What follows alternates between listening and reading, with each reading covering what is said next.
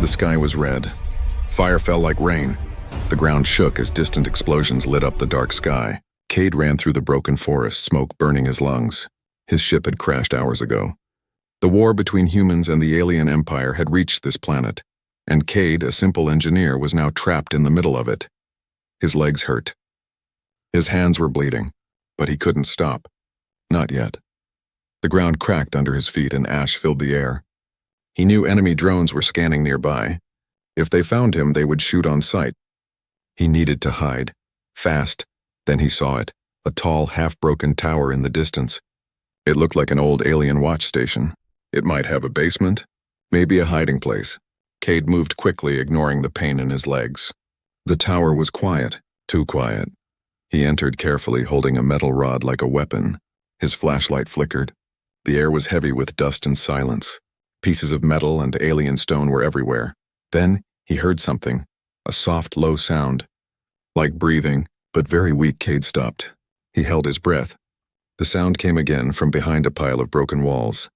He pushed the rocks aside slowly, carefully. His hands trembled as he moved the last piece, and there she was. A girl, young, alien. Her skin was pale silver. Her hair was glowing faintly, like white fire. Her body was bruised, her clothes torn, and strange golden marks were on her arms. She didn't move, but her chest rose and fell slowly. She was alive, but barely. Cade knelt beside her. She looked no older than 16 or 17 in human years. He had never seen anyone like her. She was beautiful but fragile, like a glass statue ready to break. "Hey," he whispered, touching her arm. "Can you hear me?" No answer. He checked her pulse. It was slow.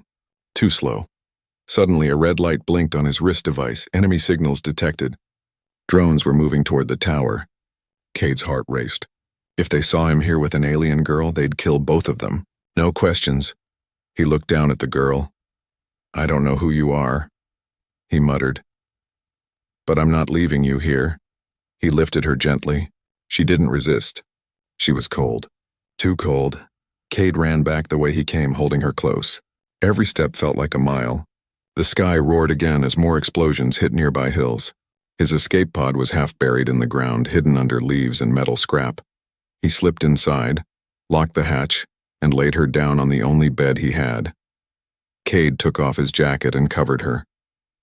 He checked his supplies, some food, water, and an old medical kit. He used the kit to clean her wounds. She didn't move. She didn't speak. But her breathing stayed steady. "Who are you?" Cade whispered. He noticed something shiny on her neck. A symbol, a golden triangle with a circle inside. He had seen that before, in a war report. It was the royal mark of the Zalari Empire. His eyes widened. "She's a princess?" The missing alien princess. The one they said was dead. The one that started the war? Cade sat back, shocked. His hands shook. He had just saved the most wanted alien girl in the galaxy. He stared at her face, peaceful even in pain. Outside, the scanners beeped again. Drones were close, maybe seconds away. Cade powered down all systems and held his breath. The pod was silent. His heart thudded in his chest. One wrong sound, and they'd be dead. The noise passed. He waited 5 more minutes before breathing again. Cade looked at the girl. She was still asleep. He leaned back, exhausted. "What do I do with you now?" Then suddenly her hand moved. He looked. Her fingers twitched, her eyes opened. They glowed soft blue in the dark. She didn't speak. She just looked at him, and then slowly, a tear rolled down her cheek, hook ending. Cade opened his mouth to speak, but then her lips moved. A soft whisper escaped, barely heard. "They're coming." "To kill you. For touching me." The alien girl didn't blink. She just stared at Cade with her glowing blue eyes. Her face was pale, her lips cracked. The glow around her skin was fading.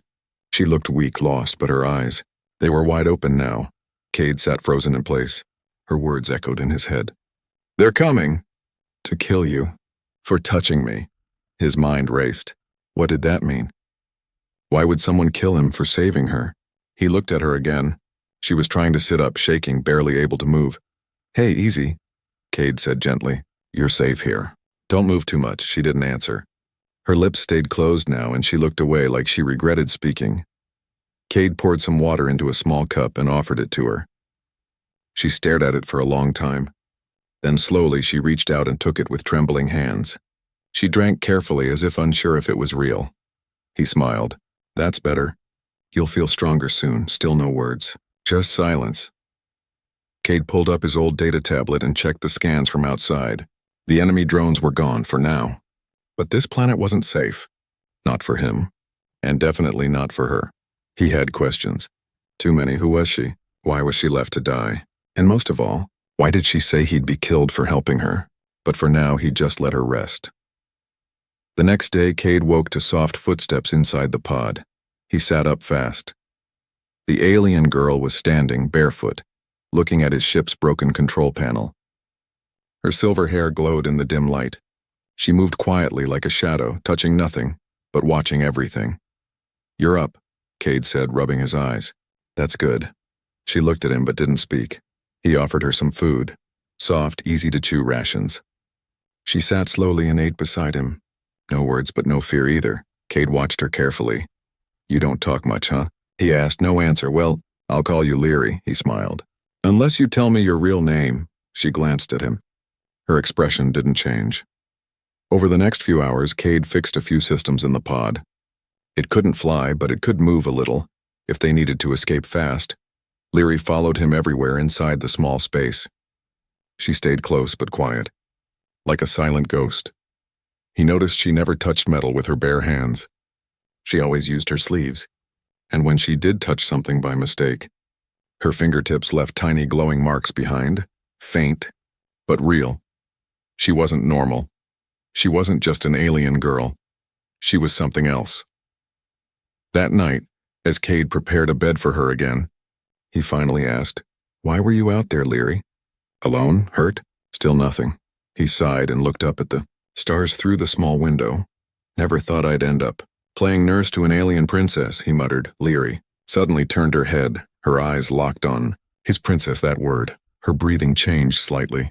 Her lips pressed tight. You are not safe, she whispered. Cade froze. You spoke again, he said.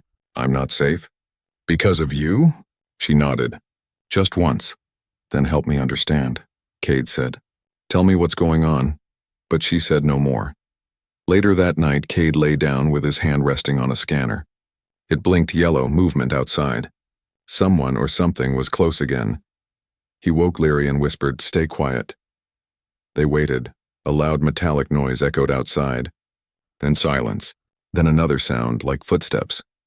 Cade moved to the hatch quietly and peeked through a crack. There was a figure in dark armor. Not human. Definitely Zalari. But not a soldier. This one wore dark robes and had glowing eyes like fire. Leary gasped softly when she saw him. Her hand started to shake. You know him? Cade asked. She nodded, fear in her eyes. He hunts traitors. Cade's blood ran cold. What kind of traitor are you? She looked down. Alive. Hook ending. The robed alien outside suddenly turned his head, looking directly at the pod as if he could see through walls. And inside, Leary whispered, If he finds me, he'll take your eyes first. The robed alien stood still outside the pod. He didn't knock. He didn't speak. He simply waited like a statue in the mist. His glowing red eyes stared at the metal door as if he could sense who was hiding behind it. Inside, Cade held his breath. Leary sat behind him, hugging her knees, her face pale with fear. Who is he? Cade whispered. She didn't answer. But her eyes, wide and shaking, told him everything. He's not just a hunter, is he? Still no answer. Outside, the figure slowly placed his hand on the pod. For a moment, the walls began to hum. The lights inside flickered. The system shut down. Darkness filled the pod. Cade quickly pulled Leary into the storage space beneath the floor. It was tight, cold, and filled with wires, but it was the only place to hide. The hatch creaked. He held her close. She didn't resist, and then nothing, no sound. No movement. The humming stopped. The power came back. When Cade peeked out of the hiding spot, the figure was gone. Leary slowly crawled out behind him. He felt you, she whispered. But he didn't find me. Why? Cade asked. Because I covered your scent. He stared at her.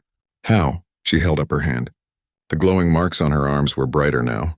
I used my blood. Cade didn't sleep that night. Leary sat beside him, silent once again. By morning, thick fog had rolled over the forest. It covered everything in white. Cade used it as a chance to move. They packed supplies and left the pod behind. It was no longer safe. Leary followed him closely, her steps light and quiet, like she had walked through fog her whole life. The world around them was still and cold. Birds didn't sing, no. Wind moved the trees, but something was wrong. Cade noticed strange marks in the dirt, footprints, not his. Not Leary's, fresh. Someone's following us, he said. Leary nodded. Zalari, Cade asked. No, she replied softly. Worse. They moved carefully deeper into the broken woods. Leary led the way this time, touching trees, stones, and the ground like she could read nature with her fingers. At one point, she suddenly stopped. Down, she whispered. Cade dropped instantly. A drone flew over their heads, black and fast, not alien. Human. Cade stared. That's one of ours. They are not here to rescue, Leary said. They are here to clean up. He understood. The human army must have found out the alien princess was alive, and now they wanted to erase the evidence, including him. He was no longer a survivor. He was a witness. Now both sides wanted him dead. They found a small cave behind a waterfall and hid inside. Cade started a small fire. Leary curled up near the wall, her silver hair damp from the mist. You haven't told me your real name, Cade said softly. Leary looked at him. My full name would break your mind. He chuckled nervously. Try me, she didn't smile, but her voice came quiet and smooth. I am called Lyris Tyvon Arhella, daughter of the Flame Singer, blood of the High Queen. Cade blinked. That's a lot. She looked away. My people believe blood is a chain. I'm chained to my mother, to my title. I can't speak freely. Not even now. Cade sat beside her. And yet you chose to speak to me. She was quiet. Then she whispered, You touched me. Cade frowned. You were dying. In my culture, if someone touches royal blood and saves it, their soul becomes bound. Bound how? She didn't answer. Suddenly, a sharp noise came from outside the cave. Buzzing, electric. Cade jumped to his feet. More drones. Leary stood beside him. They'll see the heat from the fire, Cade said. But it was too late. The sound grew louder. Shadows moved in the mist. Cade grabbed a metal rod and stepped outside. In the fog, he saw figures, 4 of them, human. But their armor was black, unmarked, special ops. One of them spoke through a voice filter. Step aside, citizen. We are here for the target. Cade raised his rod. She's under my protection. That makes you a traitor. The man aimed his weapon. Before he could fire, Leary stepped out from the cave. Her eyes glowed bright blue. Her voice was clear and strong. She is not the target, she said. I am the princess. The soldiers froze. Leary raised her hand. The fog around them began to twist, and then scream. The forest was silent again. The fog slowly faded. The human soldiers lay on the ground unconscious, still breathing but no longer a threat. Cade stared at Leary. Her hands were glowing, her silver hair floating gently, as if caught in an invisible wind. She looked like a goddess.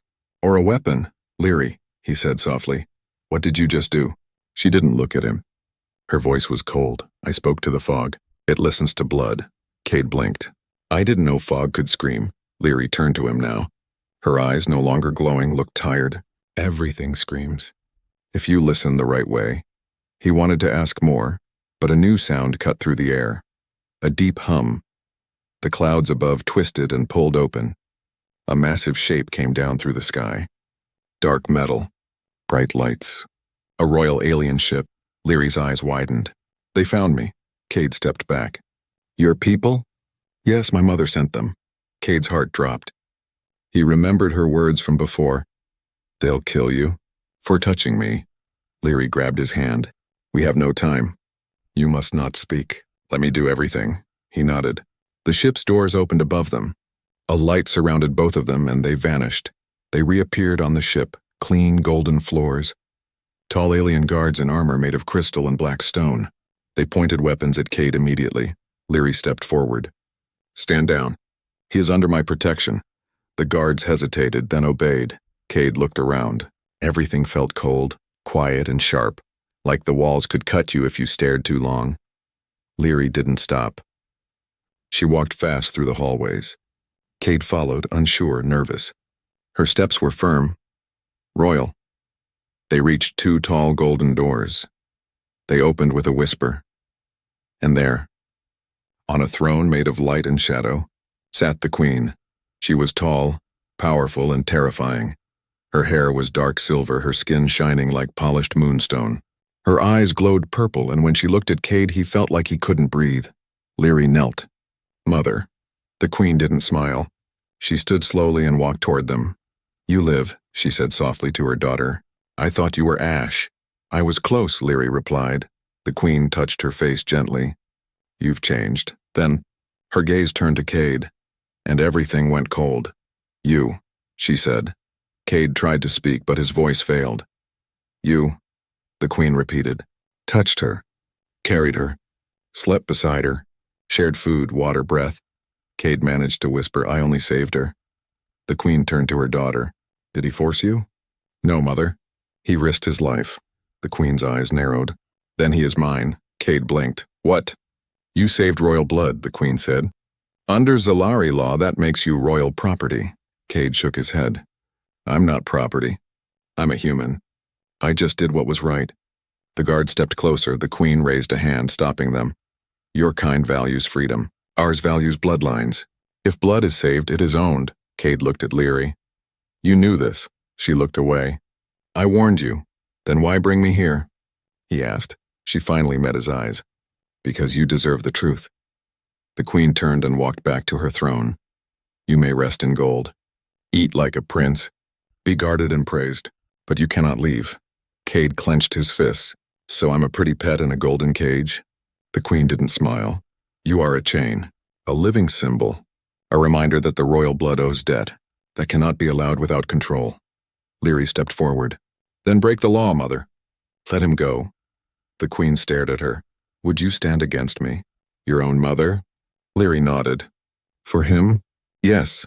A heavy silence filled the room. Finally, the queen spoke. Very well. I will not force him into a cage.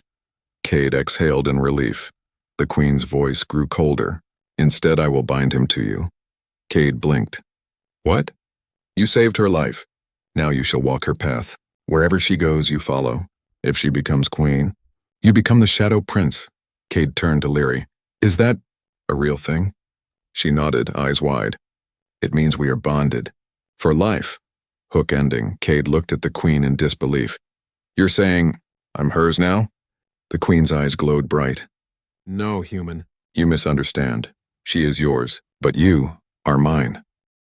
The golden doors slammed shut behind him. Cade stood in the center of a wide room, his hands shaking. It wasn't a prison, but it wasn't freedom either. Everything sparkled with beauty. Polished floors, floating lights, soft music in the air. But none of it felt peaceful. It felt like a cage made to trick the eyes. He was alone, except for the 2 crystal-armored guards standing silently near the wall. Do you speak English? Cade asked. No answer. He walked to the edge of the room. The walls were alive, glowing softly, showing scenes from the Queen's Empire. Alien cities. Floating palaces. Armies in perfect formation. This was power, cold and beautiful, and now he was part of it. Property of the throne, the Queen had said, not a guest. Not a hero. A possession. Time passed slowly. A servant entered, her skin a soft shade of blue, her eyes downcast. She placed a tray of glowing fruit and strange soup in front of him and left without a word. Cade didn't eat at first. He just sat on the edge of the massive bed staring at the ceiling. This isn't right, he whispered. I saved someone. I didn't steal her. But in this empire, saving royalty was the same as touching fate, and fate belonged to the throne. That night he heard a soft sound. The door opened again. It was Leary. She walked in quietly, dressed in long white robes. Her silver hair was brushed smooth and her face looked cleaner, calmer but not happy. You look better, Cade said. I'm not, she replied. She sat beside him, not too close. I thought your mother would punish you, he said. She did, Leary said. By tying me to you, Cade frowned. She said I'm yours, Leary shook her head. She lied. Cade looked confused. She said that to make you feel in control, Leary whispered. But in truth, you are now part of the bloodline. That means the Queen controls your fate, not me." He stood up and walked away, angry. "I didn't ask for this. I didn't ask to belong to anyone." Leary's voice stayed calm. "You don't. Not in your heart, but in her eyes you do." She stood and walked toward the window. Stars filled the sky. The ship was now in orbit, floating above a moon made of silver and ice. "You don't belong here," she said softly. "And yet—" "Here you are." Cade turned to her. "Why didn't you run when you had the chance?" She looked at him. "Because I knew you'd come with me." Silence, then she added, "You could have left me in that tower. Let me die. But you didn't. Why?" Cade swallowed hard. I don't know. "Maybe I just didn't want someone to die alone," she smiled. "Just a little. That's why I followed you." They stood together, watching the stars. Then Leary said, "There is one way out." Cade looked at her. "If you challenge the law." His eyes widened. "You mean speak against your queen? Against your mother?" She nodded. "There is an ancient trial. It is dangerous. But if you survive, the bond is broken." "What kind of trial?" She looked away. "One that hasn't been done in 1,000 years." "Great," Cade muttered. "Just my luck." Suddenly alarms echoed through the halls. Red light filled the room. The door opened again, and this time it wasn't quiet. The Queen entered, her royal guards at her side. "Time is short," she said. "The council wants blood. Some say you corrupted my daughter. Some say you deserve to be torn apart." Cade stood tall. "I didn't corrupt anyone. I saved her." "Exactly," the Queen whispered. "Which is worse in our law." Leary stepped in front of him. "Mother, please." "He means no harm." The Queen raised her hand. "I've decided," she said. "He will face the trial tomorrow." Cade stared at her. "What if I refuse?" She smiled coldly. "Then I'll tear the memory of you from my daughter's mind. Forever." Hook ending. As the guards led him away, Leary called out, "Cade, if you fail the trial, you don't just die. You disappear." He looked back at her one last time. "Then I guess I better win." The trial room was nothing like Cade expected. It wasn't a courtroom. It wasn't a prison. It was a giant circle floating in space. There were no walls, no roof, just a wide golden platform surrounded by stars. Below it, nothing. Just blackness stretching forever. Cade stood in the center. Above him, floating in glowing thrones, were the 7 voices, the ancient leaders of the Zalari Council. They were not kings or queens. They were older than both. Their skin shimmered with colors Cade had no names for. Their eyes were made of crystal. They didn't speak with mouths. They spoke directly into the mind. "Human, you touched royal blood. You walked beside flame. You held what was not yours. And now, you challenge the bond?" Cade took a breath. "I didn't mean to take anything. I just did what was right. I saved her life. In our law, that makes her life yours. That is a chain. Chains cannot be broken, unless melted in truth." Cade narrowed his eyes. "Then give me fire. Let's melt it." The Queen watched from a distance. Leary stood beside her, her hands shaking. "He won't survive," one of the voices said to her through thought. "He is mortal. His mind is too soft, his soul too short-lived." But Leary did not look away. "He is stronger than you know." The trial began. Suddenly the platform shook. The stars above began to spin. The voices whispered, "Trial 1, the memory flame." A wave of heat hit Cade. The floor beneath him turned red. Fire burst from the edges of the circle, but it wasn't normal fire. It was made of memories. He saw his childhood, his father yelling, his mother crying, him, alone in a small room building machines from trash. He fell to his knees. The fire whispered his fears. "You are small. You are nothing. You are replaceable." Cade clenched his fists. "Shut up. She will forget you. She already belongs to someone else." He stood slowly. "I didn't come this far to give up now." The fire faded. The voices spoke again. Trial 2, the mirror of worth. A tall figure appeared in front of him, himself, but taller, stronger, dressed like a prince, wearing royal armor. Crowds bowed before him. Then the mirror Cade smiled. "You could have stayed," it said. "You could have been worshipped, fed, feared. You threw that away." Cade shook his head. "That wasn't real." The mirror Cade stepped closer. "Freedom? That's just hunger with a new name." Cade clenched his jaw. I'd rather starve as a man than live as a pet. The mirror shattered. Above, the voices were silent for a moment. Then, Trial 3, the choice. A glowing doorway appeared on one side of the circle, a portal back to Earth, his old world. His old name. A life with no chains. On the other side, a second doorway. Leary stood there, eyes full of hope and fear. One voice spoke softly in his mind. This is the only law we respect. The one you write in your heart. Choose. Cade looked at Earth. Blue skies. Safe. Normal. He looked at Leary. She didn't speak. She didn't beg. She just waited. Cade took a step toward Earth. The stars held their breath. Then, he turned away from it and walked toward her. The Queen's eyes narrowed. Foolish. The voices glowed brighter. He chooses the chain, not the crown. He chooses the bond, not the throne. He is no prince. Cade reached Leary. She looked up at him. I didn't do this for power, he said. I did this for you. Tears filled her eyes. And I never asked to be saved, she whispered.